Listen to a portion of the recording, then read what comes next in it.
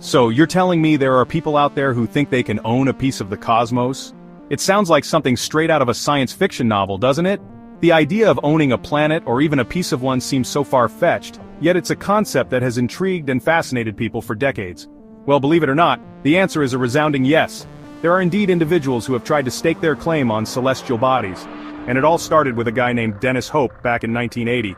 Dennis wasn't just any ordinary person, he was a visionary with a unique perspective on space and property rights. Now Dennis wasn't an astronaut or a billionaire, just a regular guy with an extraordinary idea. He saw an opportunity where no one else did, and he decided to take a bold step. He discovered what he believed to be a loophole in the 1967 Outer Space Treaty, which, by the way, is kind of like the rule book for space. This treaty was designed to prevent any one nation from claiming sovereignty over celestial bodies. This treaty states that no nation can claim ownership of a celestial body. It was a way to ensure that space remained a realm for all of humanity, free from territorial disputes. But here's the catch. It doesn't specifically mention individuals or companies. This omission was the key to Dennis's grand plan. Dennis saw this as a golden opportunity.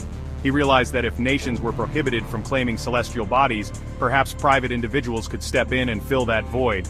He figured if countries couldn't claim the moon, maybe he could.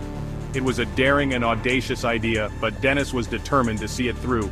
So he did what any enterprising individual would do. He laid claim to the moon, Mars, Venus, and even some moons of Jupiter.